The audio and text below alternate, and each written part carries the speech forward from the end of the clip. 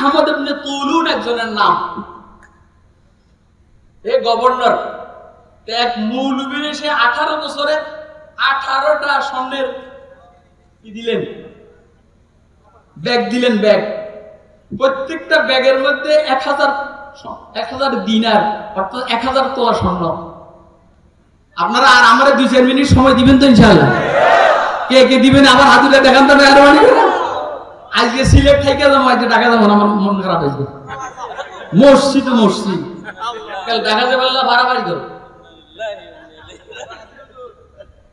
আমার এসে দিলে কিনে। আমাদের তুলুন গভর্নর প্রতি 1 বছর পর পর মৌলবীরে 1000 দিনার স্বর্ণ দেয়। 18 বছরে 18 ব্যাগ, 18,000 স্বর্ণ মুদ্রা দিচ্ছে। 18,000 উনি 18টা ব্যাগ এমনি রেখে দিচ্ছেন। কথা কয় না? 18টা ব্যাগ রেখে দিচ্ছেন, 18,000 তোলা স্বর্ণ। একদিন আমাদের তুলুন মৌলবীরে ডাইকা কয়, হুজুর এখানে একটা দস্তখত করে। কি লেগে কয় যে করেন। এখন উনি ফয়রা দেখে দস্তখত করলে ইসলামের বিরুদ্ধে যায়, দস্তখত করলে ইসলামের বিরুদ্ধে যায়। মৌলবী বলে যে আমি দস্তখত করবো না। তো বেঈমানদের কাছে, এই সমস্ত মুরতাদদের কাছে আছেটা কি? কয় যে তাহলে আমার 18 বছরের দেওয়া হাদিয়া যা সব ফিরে যায়।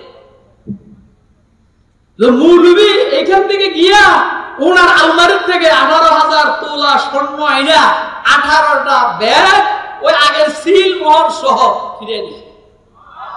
আর বেটা ছিলে সুবহানাল্লাহ। মৌলবী সিনুসনি কার কয় বেটা? সব মৌলবীরা টাকা দিয়ে খরিদ করা যায় না। কথা ঠিক না বেটি? সব মৌলবীরা টাকা দিয়ে খরিদ করা যায় না।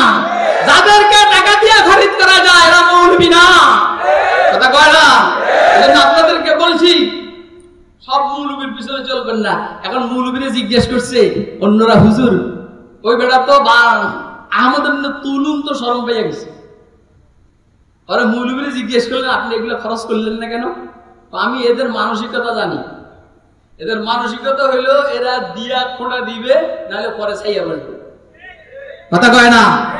এই জন্য এই মাদ্রাসার দায়িত্বশীল ভাইদেরকে বলবো, সব জায়গা থেকে চাঁদা কালেকশন করবেন না। সব জায়গা থেকে চাঁদা কালেকশন করলে পরে খোঁড়া দিবে, না হলে চাইয়া বসবে। কথা কয় না কেন?